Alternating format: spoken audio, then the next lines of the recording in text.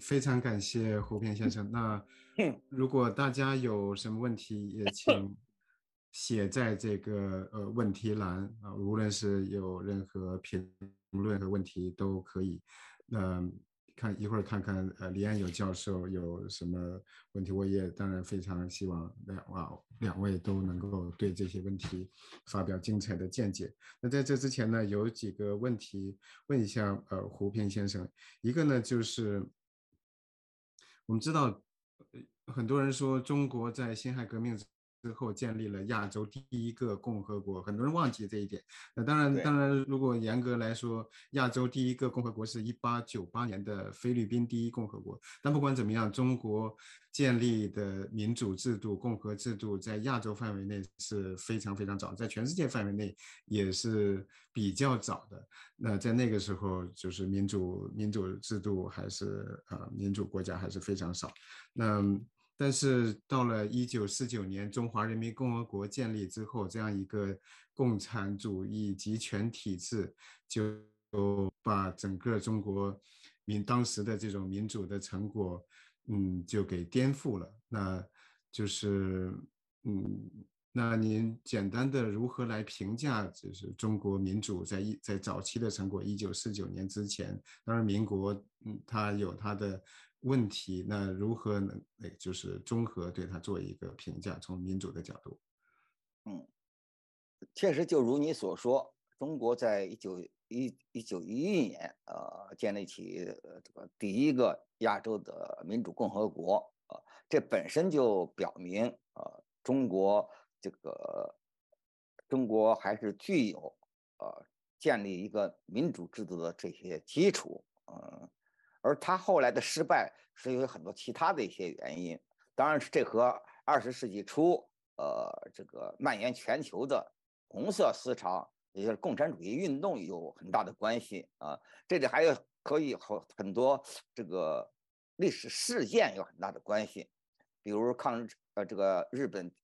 侵略侵华战争，开始侵华战争，比如说西安事变啊，这些事件呢，都对中国的变化，后来的这个实行民主制度有相当的关联。也就是说，当然这个要详细讲这个过程，原来我有写过一些文章，那也是很多方面。我这里要说的是呢，它除了有些一般性的社会的呀、政治的、经济上的一些因素之外呢，历史常常和一些重大的事件有很大的关系。有些重大事件的发生，就导致整个历史改变成另外一个方向啊。那么，因此，这个自由民主制度在民国的这个失败，共产党夺权的成功，并不说明中国不具有走向自由民主的这么一种基础，并不证明中国缺少走向自由民主的这么一种动力。我想这一点是需要说明的。对，那在毛泽东时代，应该说国内的抗争是非常少的，而且是极其就是危险的。那很多人就是嗯因为抗争，甚至因为私下的一些话就被处死。那但对。是呢，我们其实很多人不知道，北大519运动，刚才您有提到，那能不能稍微简单讲一下北大519运动在1957年这是个怎么回事？嗯，北大529运动当然就是以他们贴出一些学生，应该贴出一些大字报就明确的提出了对自由民主这个诉求，而引起了学生相当一批学生的这个强烈的共鸣。也就是说这个当时本来是毛泽东号召整风号召大鸣大放，也号召大家给共产党提意见。在曾经一度呢，在官方媒体上都给所谓不同的声音提供了相当的空间那么在这种情况之下尤其是敏感的大学生在校园的大学生，他们就率先发出了就是对自由民主非常明确的这么一些要求。尽管当时他们很多人的思想呢，还是他们依据的思想资源，除了在那个时候，他们还多多少少作为50年代的大学生，他们受的思想教育呢，要比我们文革中这一代其实还要好一点。我们文革的这一代受的那个学校里的教育呢，要远比50年代初期学校的教育还更要僵化、更要保守、更要教条所以另外呢，当时呢也是受到苏联的这种赫鲁晓夫20大秘密报告反对斯大林在苏联出现的那种一度出现那种自由化的运动的影响，和这些都有很大的关系但是不只是北大，在全国很多地方，包括我所在的成都，也有学生不但写大字报啊，编有印的刊物啊，举行各种集会啊，还有过不止一次的，有相当的人数参与的，街头的抗争，所以，但是呢，在当时那种环境之下，后来当然，毛泽东，他本来他发动整风，号召大家给共产党提意见。一来也是因为受到苏共20大的这种影响，二来呢，他也是想借此来，就像后来他发动文革一样来去整一整那些在党内他不喜欢的人他以为他在50年代，在57年那个时候，我想毛泽东自己恐怕一度都以为他的统治已经深入人心那么他就敢于发动这么一场整风明放的运动，殊不知你把这个言论的这个管制稍稍放开一下，那么各种各样的真正的自由化的思想，各种各样对共产党专制本身有强烈不满的反对的思想就都出来了那么在这种之下，他当然那么这个就又把所谓整风变成了一场反右对这个在全国按照当时的数量，那都是有50万人被打成右派那么这个反右斗争呢，反右运动对后面的影响也非常大如果没有反右运动对人们言论的那种极度的钳制，就不可能有58年、59年大跃进的那种吹牛撒谎而居然没有人敢于说出真相那种状况那么当然一直他到后来对文化革命都有了很大的影响。我当时呢，因为在57年反应的时候，我还念小学，但是呢，多少也能感受当时这种气氛。而在我们成长过程中，那57年这段故事，对我们始终是个很大的有相当的影响。在我自己产生一些自由民主理念的时候，其中的思想养料之一，也就是来自于当时我们能够看到的是官方让我们为了就是让我们能够得到的所谓反面材料，看到的一些右派分子的言论从他们的言论中得到一些共鸣，所以他对我们其实反映对我们后来这一代的所谓自由派的人士民运人士应该说还是有这种思想的传承的关系。对，这个很有意思，就有点像我个人的经历，包括我那一代不少人，可能更年纪更大的一些人，我们是从那些批判资产阶级思想、批判这个境外敌对势力的思想那些官方宣传当中了解到刘晓波说了什么，方励之说了什么，是这样，因为那人信息非常有限。所以就是官方的这个宣传就是说搬起石头砸了自己的脚，这是有意思的事情。李安友教授，你有什么问题和评论？包括刚才，有感谢胡平老师非常精彩深入的分析那么Rachel你们刚才提到的问题，我会继续提这个问题，就是说中国要求自由主义或者要求民主的人具体是要求什么？在天安门广场要求民主创造这个自由之声的这个statue， 他们要求什么？我所了解到的天安门广场的要求是包括反腐败要求对话但是具体的话，他们主要是要言论自由啊，还是要这个直接选举啊，还是要这个法院和律师的独立啊，还是要什么？当时不太清楚，后来也不太清楚。赵子阳当时说这个爵士的学生这个学员的要求不是反对共产党，而是他的地方是说学生是爱国，爱国的意思就是不反对一党执政的意思，但是要这个共产党执政党更干净，好像更呃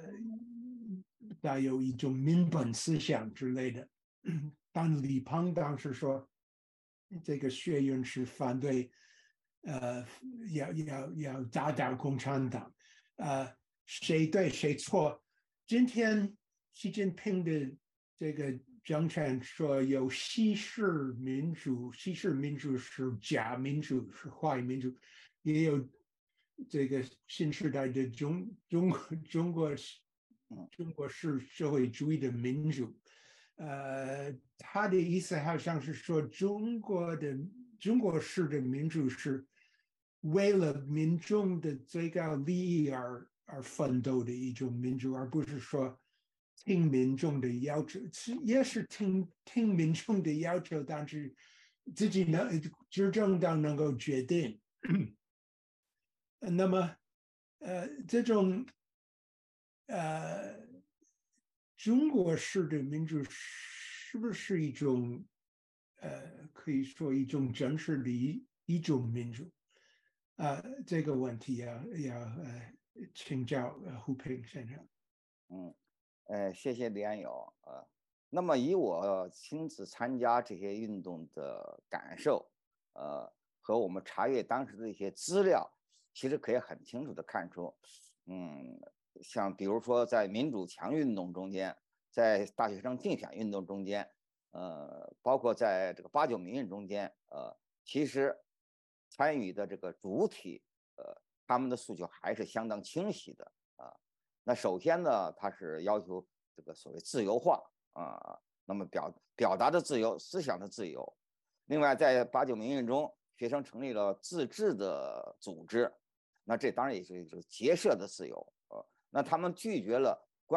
具有官方色彩的学生会，而搞起了自己的组织，那就说明学生在那个时候，学生都对官方的学生会，就因为它的官方背景、官方色彩都是不信任的。也就是其实人们对共产党所说的中国式的民主，社会主义的民主，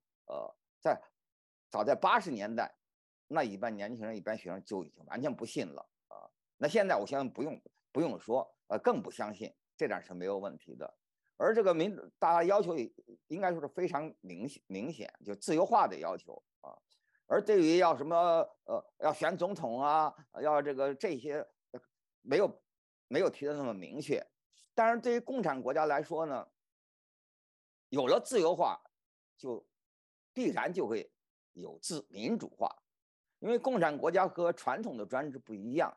共同专制没有民主，它首先它是因为没有自由，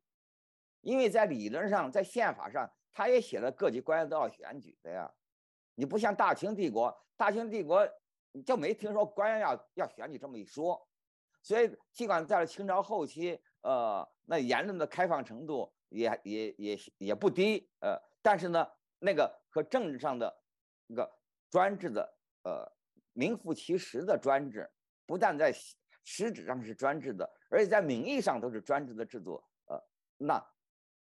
一点没有关系。所以在传统的专制制度之下，有了自由化还不等于就有民主化啊。而在共产专制之下呢，有了自由化就有民主化啊。你就像选举，你宪法也写的，你的各级官员呢，你的党代表的党代会议啊，也都要选举啊，也遇到重大问题也都要投票表决呀。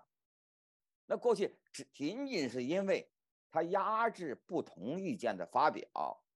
所以这些选举就都成了假选举，表决都成了假表决啊！一旦注入了言论自由的这个理念啊，那么整个的那套制度中那些死的条文就都变活了。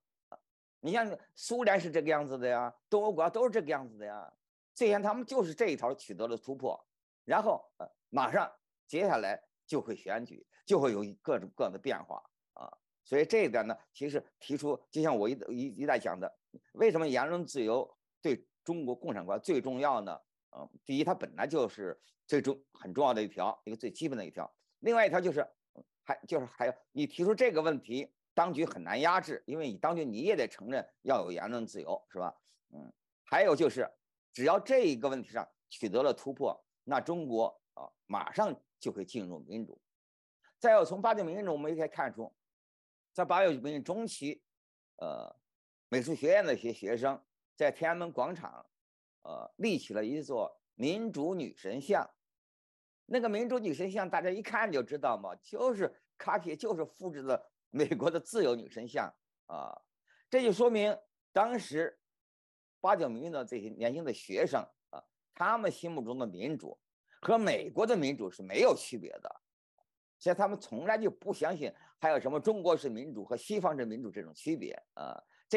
这一点呢，后来当年方励之也一直想过这个问题啊，就像没有什么中国物理学和西方物理学一样，它民主就是民主啊。所以这个观念其实在中国人心目中还是非常清楚的。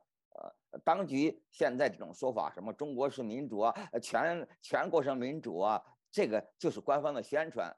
真正相信的人，我相信是寥寥无几。但很多中国人相信这个所谓的国情的这个理论，说中国当然它因为人多，这个地广等等之类，它落后啊、贫困啊、这个农民文化程度不高等等之类的，不能实行这个西方式的民主。你对这个理论有什么说法？这个它一般都是出现在政治高压之后，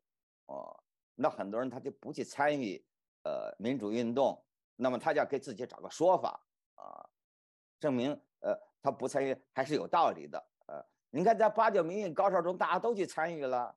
那就说明他并不认为这个思想他有这种想法就妨碍他们去支持去同情民主运动，所以这种思想流行都是出现在高压之后，一种自己替自己行为一种辩解。另一方面呢，这种说法本来也站不住脚，就是且不说这个我有这种看法的人，原来也就有过。所以其实从当年清朝末年实行改革，当时的清政府推出的改革方案，以及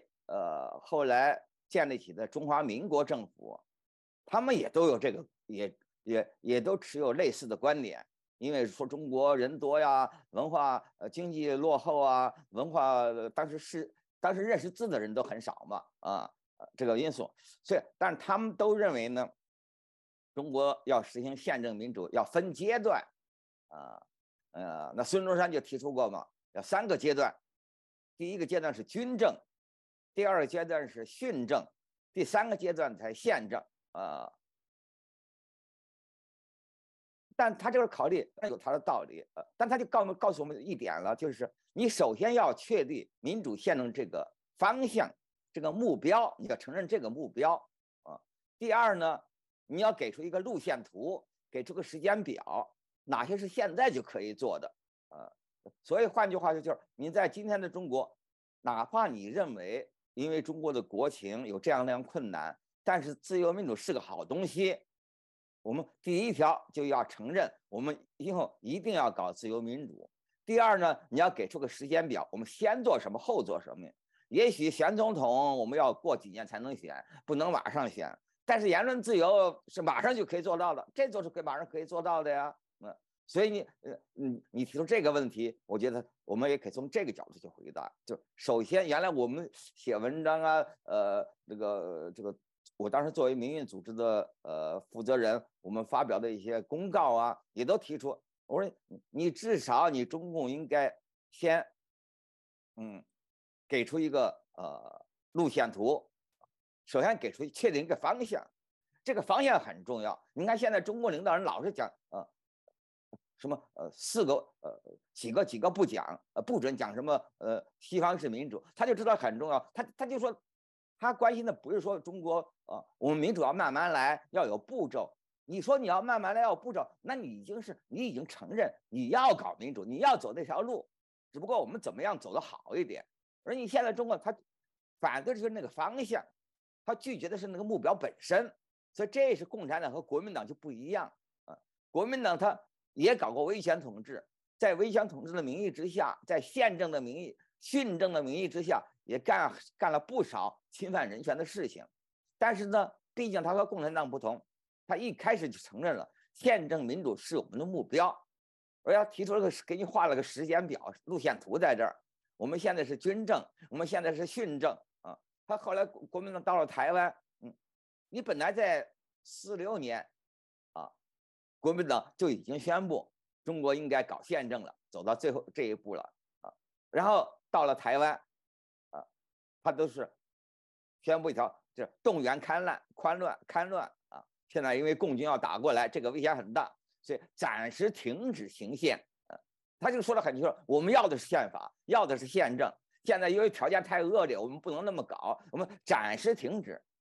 那他就是国民党的专制，他都宣布他的专制是一种权宜之计，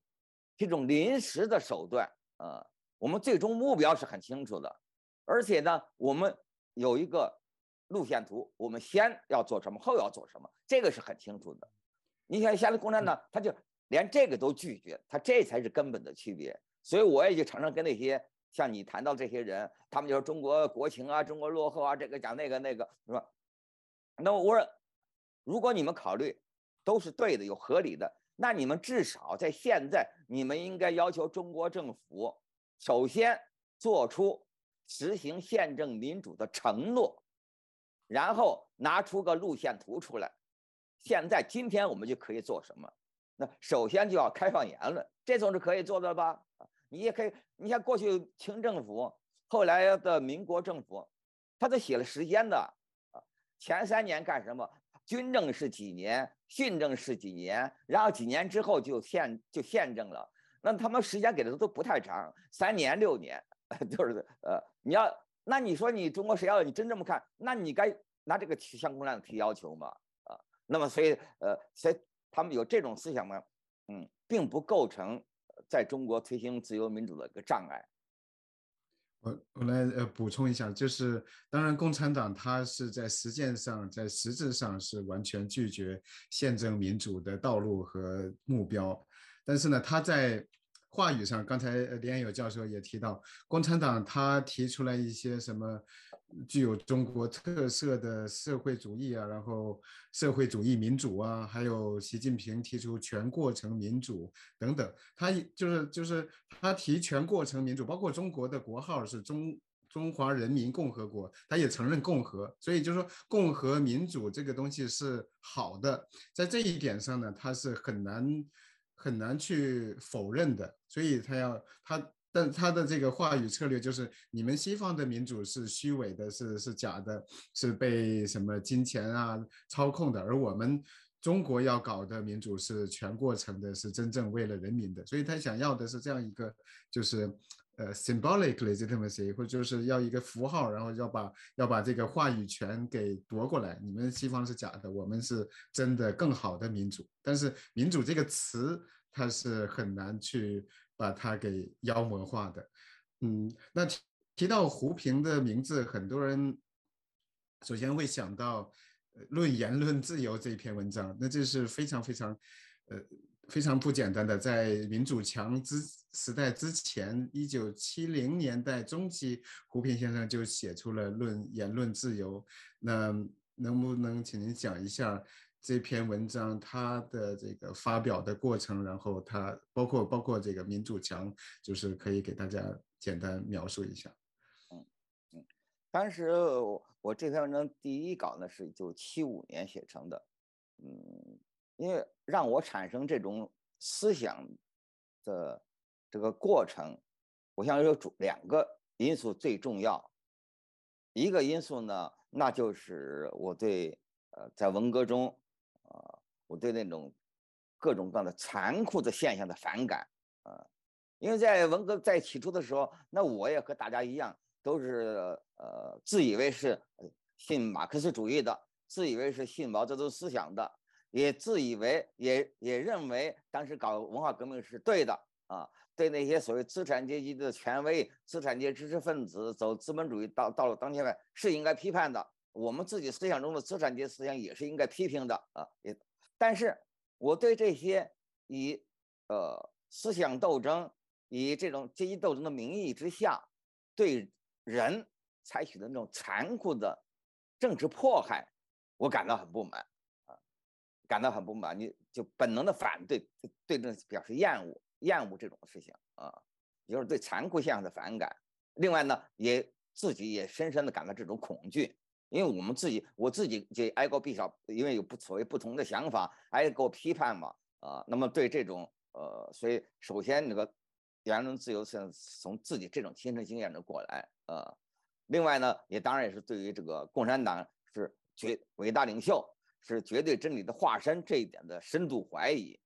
这两个因素是促使我产生这个言论自由思想的最主要的这个来源，而这种感受呢，应该说是我们那一代人的这些共同的经验，都有这个经验，所以我就是把它说得更清楚一些，就充分的利用我们自己的亲身的经验，把言论自由的思想，就是用我们当时的人听得懂的语言，他们容易接受的语言，结合他们自己的实际经验，让他们获得这种理念，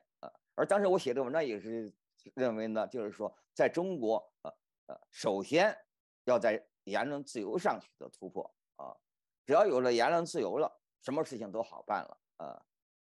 你一下子不要提太多的东西，提太多的东西，第一你肯定做不到啊，第二呢，你要使民主力量能够聚集起很大的规模，就必须使那些只有一般的理解能力，并不是那么聪明的人，普通人他都能理解。而且不是要勇士才能够参加，不勇敢的人他也可以参加。那么你提的有些东西也许很正确，但是一般人他就未必能够理解，他未必看得懂。另外呢，有的东西很正确呢，那人未必愿意跟着你，未必愿意接过这个口号，未必敢于公开的表示他认同支持这个理念，因为他害怕，他比较恐惧。而言论自由呢，大家最容易懂，它的意思也最不容易歪曲。另外呢，就是大家表示你支持言论自由，这个你风险又比较小，个人风险也比较小。就像这个刘晓波被抓了，那不是崔卫平不是搞过一次调查吗？打电话给他的朋友，发email给他朋友问对这件事情的态度。你看，大部分人都表示反对。那其中很多人还特别说明，我不赞成刘晓波的思想啊。那其实这个话当然也许是真的，也许是假的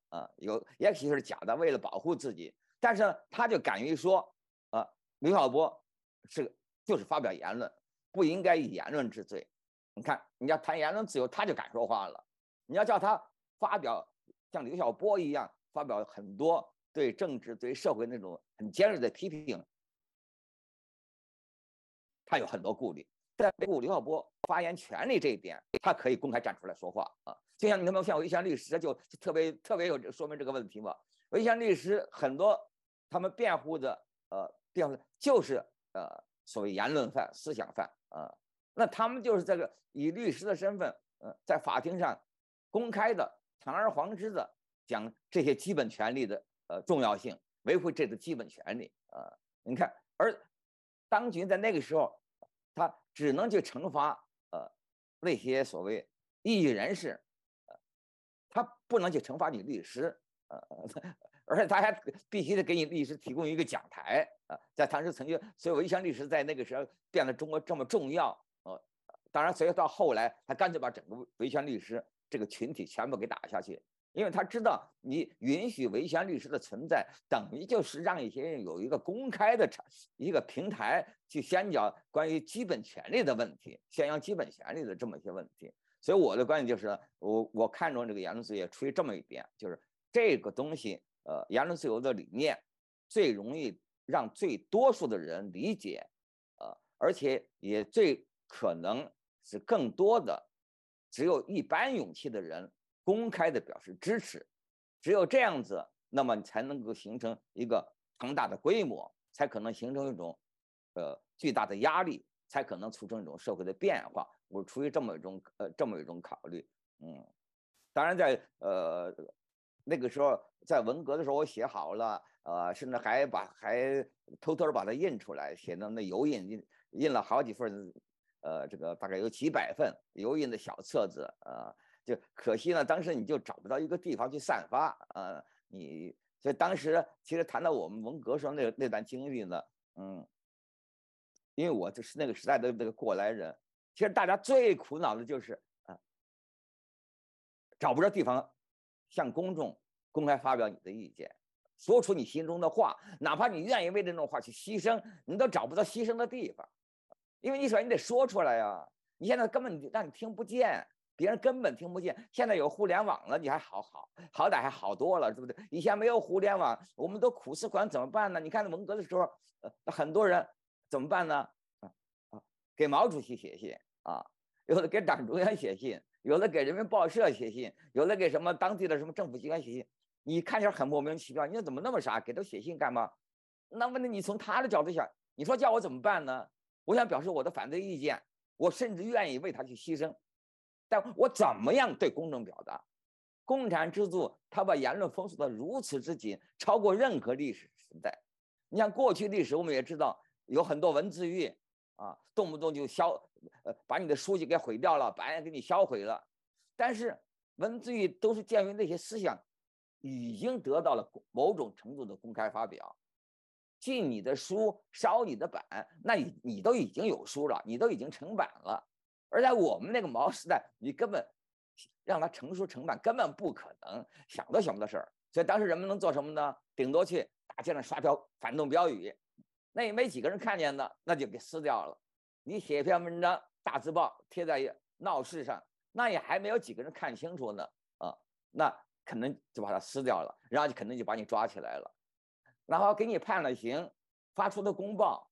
且不说当时的法庭没有你自己辩护的机会，没有律师给你辩护的机会，而在你在法庭上讲的话，根本外面是一点也听不见，甚至在执行对你的判决的时候，哪怕把你枪毙的时候，最后都不让你喊两句口号。所以到头来，共产党社会毛时代造成这么一种最严厉的状况，就是你想当殉道者都没法当，找不着地方当。这当然，他最苦恼就这么一个问题。但是有的是人，包括我们自己都有的是人，就真是为了说出心里的话，愿意承受一切代价但是你最苦恼的是，你没有地方可以说话，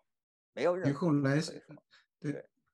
你后来是把这个发在一个民间刊物上，然后再后来是民主墙上，是吧？对，那不是民间刊物，我就是自己印的嘛，印的一个小册子，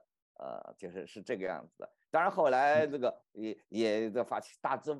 报的形式发表过，当然你这影响力都很有限的。所以到了这个北京，那一看到民主墙这个有人自办刊物了，赶快去联系，因为我是外来人呢。那北京那些民刊都是他们当地的一些人，原来一些好朋友自己之间互相串联成立起来的，赶快联系到找到认识他们的人就加入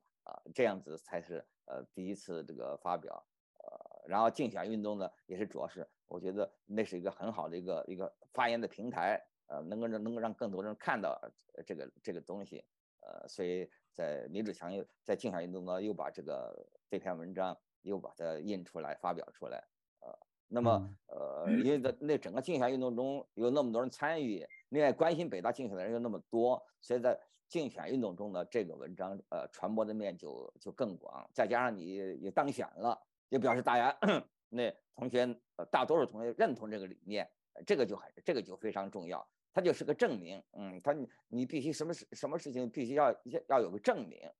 你证明你的东西是能够被大人接受的，那你看竞选它就成了一个它虽然竞选的那个人民代表